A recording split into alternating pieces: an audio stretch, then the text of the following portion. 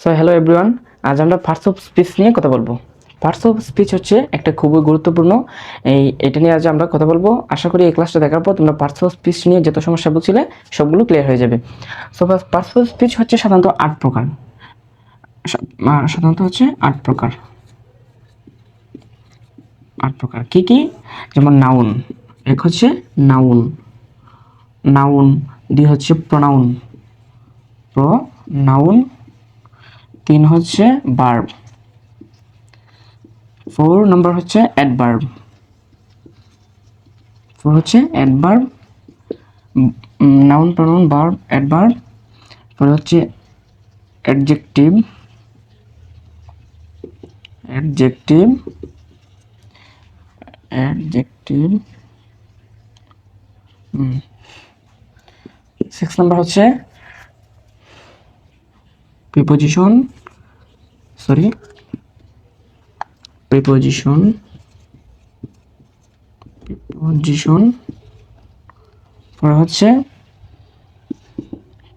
Conjunction, conjunction, conjunction and 8 নম্বর হচ্ছে interjection, interjection, interjection. So আজ details সবগুলো নিয়ে আলোচনা করব, এই আটটা নিয়েই। দেখা যাক কতটা পর্যন্ত আমরা ক্লাস কন্টিনিউ করতে পারি। প্রথম হচ্ছে নাউন। নাউন নিয়ে আমরা কথা বলি। নাউন হচ্ছে, নাউনের বাংলা হচ্ছে বিশেষ্য। নাউনের বাংলা হচ্ছে অ্যাকচুয়ালি বিশেষ্য, যে সাধারণত কোনো কিছু নামকে নাউন বলে, কোনো কিছু নামকে নাউন বলে। যে কোনো কিছু নাম হতে পারে, যেমন যে কোনো কিছু নাম, যেমন Karim, Karim is a good student, Karim is a good student. পরে হচ্ছে Akib, Akib is a boy. Rahima, Rahima, Rahima is A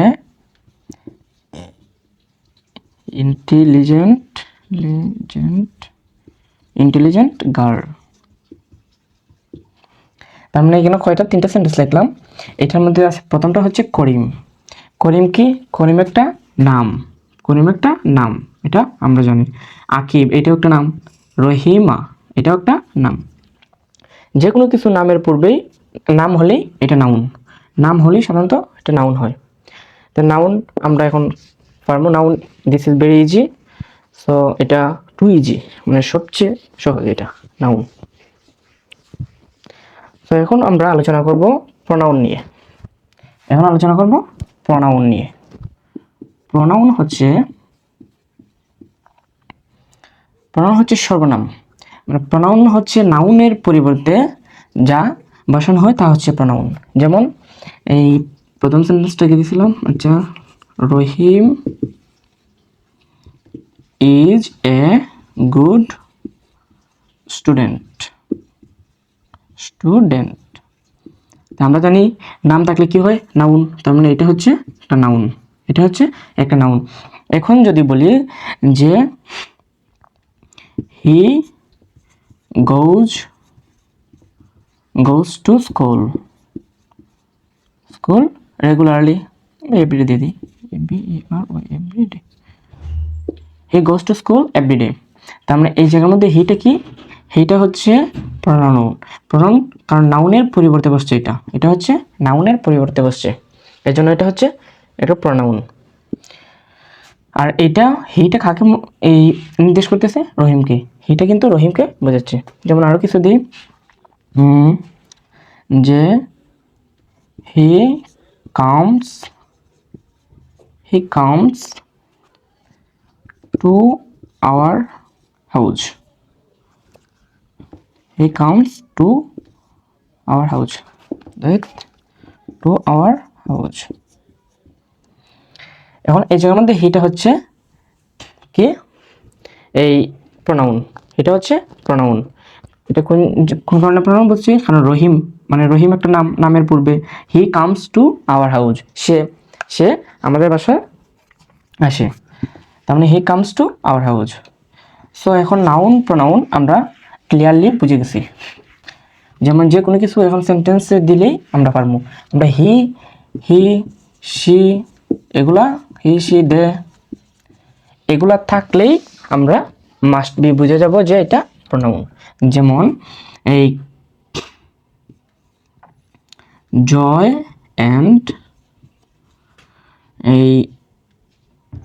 and Karim are brothers, BROTHERS। Joy and Karim হচ্ছে ব্রাদার্স। তার মানে জয় and Karim they R brother. জয় এবং করিম দুটোটা হচ্ছে নাম, এটা জয়ও নাম করিমও নাম। এখন যদি আমরা এটা ইউজ করি যে they go to school everyday, EVERY every day. তার মানে এই জায়গার মধ্যে দেটা কাকে নির্দেশ করতেছে? জয় এবং করিমকে। তার মানে দেটা হচ্ছে একটা প্রোনাউন, দেটা হচ্ছে একটা প্রোনাউন। দিয়া কারা বোঝাইতেছে? এই জয় এবং করিমকে। তার মানে এখন বুঝতেছি যে নাউনের পরিবর্তে যেটাই হবে সেটাই হচ্ছে প্রোনাউন। সো এখন হচ্ছে আমরা ভার্ব নিয়ে কথা বলবো। BRB ভার্ব হচ্ছে সাধারণত ক্রিয়া, কোনো কিছু কার্য সম্পাদন করাকে ভার্ব বলে। যেমন এই জয় রাইটস, WRITES, জয় রাইটস। জয় কি করে? জয় লিখতেছে, তার মানে জয় একটা কাজ বুঝাইতেছে। এই রাইট শব্দটা দিয়ে জয়ের একটি কাজ বুঝাইতেছে, এই জায়গায় লেখাকে বোঝাচ্ছে। তার মানে এটা রাইটটা হচ্ছে একটা ভার্ব। এখন হচ্ছে যে হি গোজ টু মার্কেট, সে বাজার যায়। তার মানে গোজ, এই গোজ শব্দটা দিয়ে কি বোঝাইতেছে? সে যাইতেছে। এখন যদি হি আর মার্কেট, যেমন হি মার্কেট, সে বাজার, তার মানে কি এটা কি হয়েছে? অথবা সে বাজারে, তার মানে এটা কি সেন্টেন্সটা পূর্ণতা পাইছে না? তার মানে গোজ শব্দটা দিয়ে বোঝাইতেছে যে সে বাজারে যায়। তার মানে এই জায়গার মধ্যে একটা ক্রিয়া অথবা কাজ সম্পন্ন করতেছে, তার মানে এটা হচ্ছে একটা ভার্ব, এটা হচ্ছে ভার্ব। আর হিটা কি নাউনের পরিবর্তে বসছে, তার মানে এটা হচ্ছে প্রোনাউন। আমরা পরে আসছি। পরে হচ্ছে জয়টা কি? একটা নাম থাকলে বলছি নাউন হবে, জয় থাকলে নাউন হবে। সো আরেকটা এক্সাম্পল দিই, যে করিম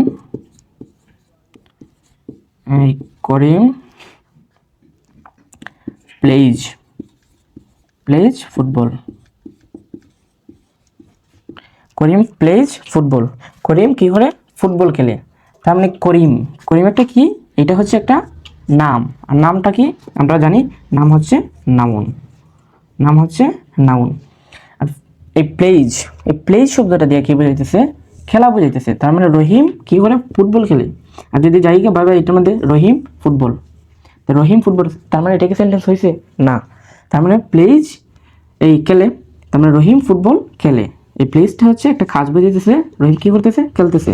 তার মানে এই প্লেসটা হচ্ছে একটা verb. I hope you can understand. Verb তোমরা বুঝতে পারছো। ভার্ব হচ্ছে ক্রিয়া। ভার্ব মেইনলি দুই প্রকার, একটা হচ্ছে অক্সিলারি ভার্ব আর একটা হচ্ছে প্রিন্সিপাল ভার্ব। অক্সিলারি ভার্ব কোনগুলো?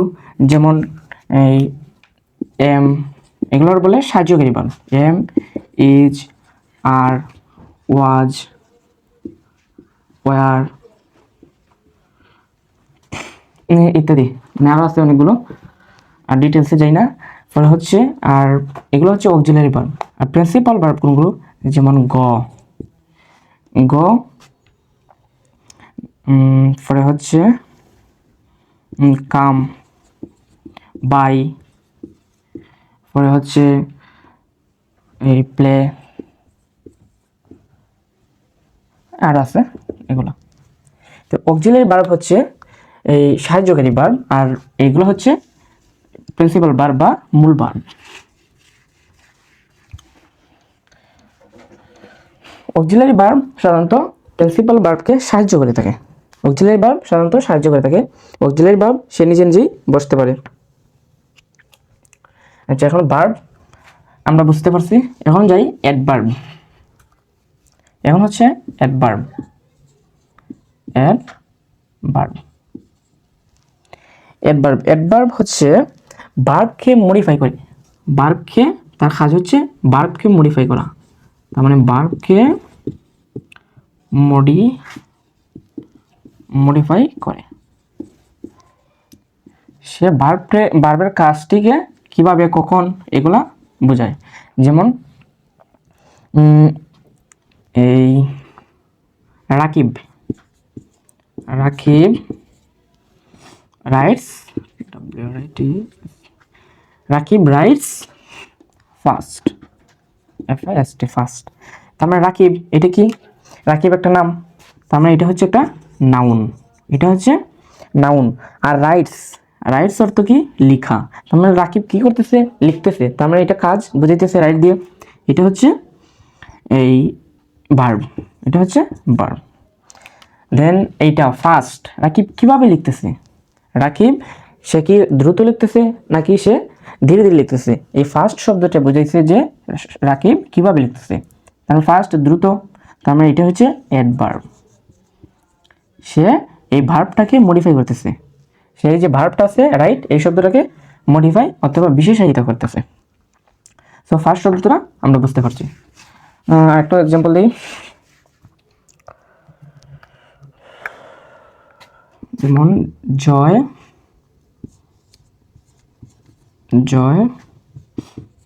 Is a good student. Joy is a good student. এখন তোমরা এই জায়গার মধ্যে বুঝতে পারতেছো যে জয়টা হচ্ছে নাউন, মানে এটা হচ্ছে নাম। ইজ এটা একটা ভার্ব, অক্সিলারি ভার্ব বলছিলাম, এটা হচ্ছে ভার্ব। আর এইটার মধ্যে আসি যে জয় একজন ভালো ছাত্র।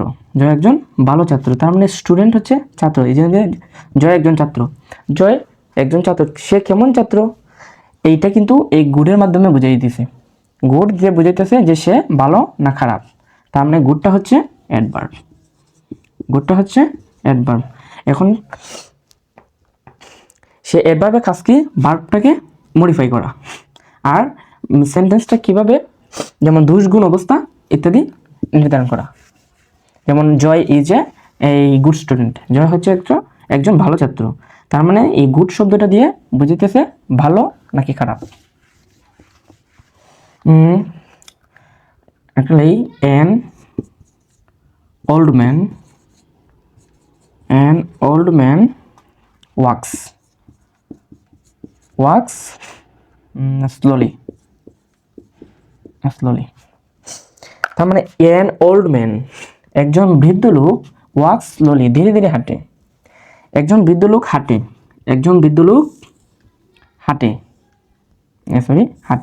তার মানে এতটুকু পর্যন্ত হাঁটে। কিভাবে হাঁটে? সে স্পিডে হাঁটতেছে নাকি সে ধীরে ধীরে হাঁটতেছে, এটা সব এই স্লোলি শব্দটা দিয়ে বুঝাইছে। তার মানে এই স্লোলি শব্দটা হচ্ছে অ্যাডভার্ব।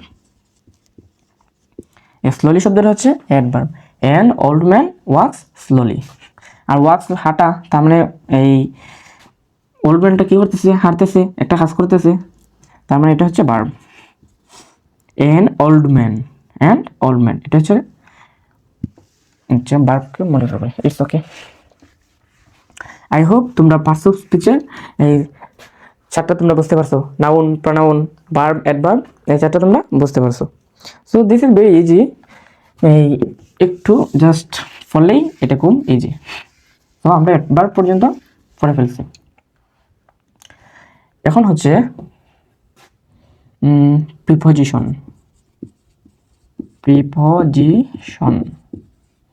প্রিপোজিশন মানে হচ্ছে পদান্বয়ী অব্যয়, অথবা প্রিপোজিশন মানে হচ্ছে পূর্বের অবস্থা।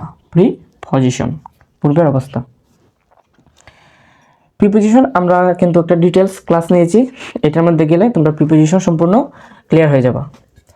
সো প্রিপোজিশন হচ্ছে at, to, in, into, with, without, from, আরো আছে। এগুলো হচ্ছে সাধারণত প্রিপোজিশন। যেমন আই স্লিপ, আই স্লিপ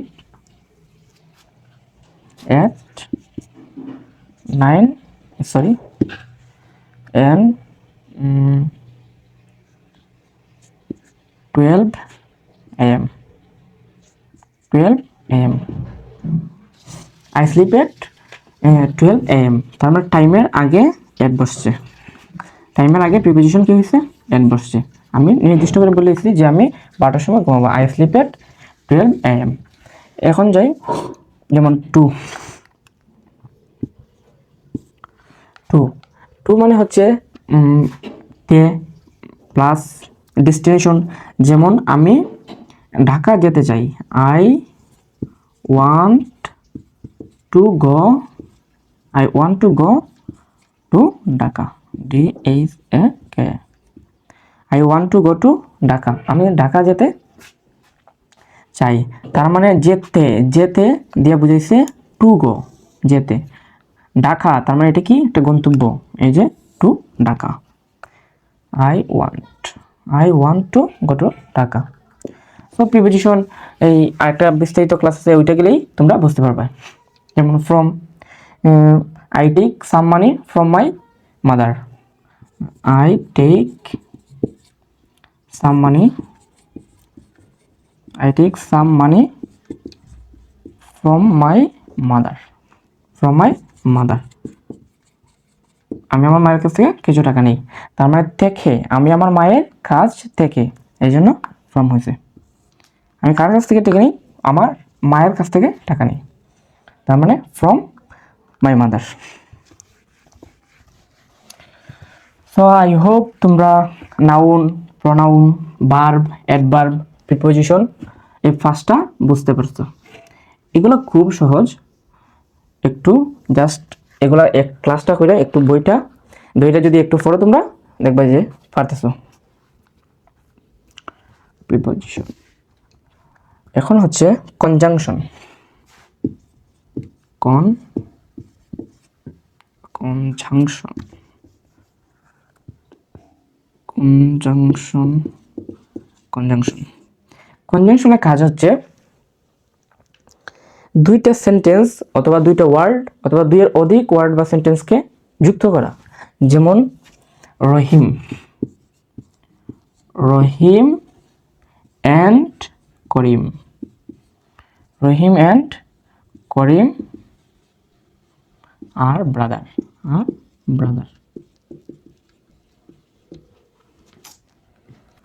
রহিম আর Karim are brother, Rahim and Karim are brother. এই যে মধ্যে আলাদা আলাদা যদি লিখি যে রহিম goes to school, Rahim goes to school and he is a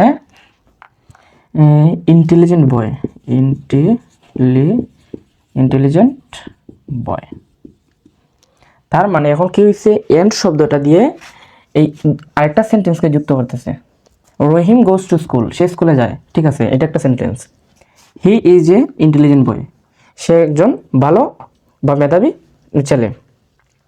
তার মানে এত দুইটা সেন্টেন্স এটা, কিন্তু এন্ডটা কি হচ্ছে আরেকটা সেন্টেন্সকে যুক্ত করে দিচ্ছে। যেমন হি ইজ এ ইন্টেলিজেন্ট বয়, এটা কিন্তু রহিমকে নির্দেশ করতেছে, এখন এটা এখন রহিমকে নির্দেশ করতেছে। তার মানে এটা এন্ডটা হচ্ছে কনজাংশন। আরেকটা উদাহরণ দিই যে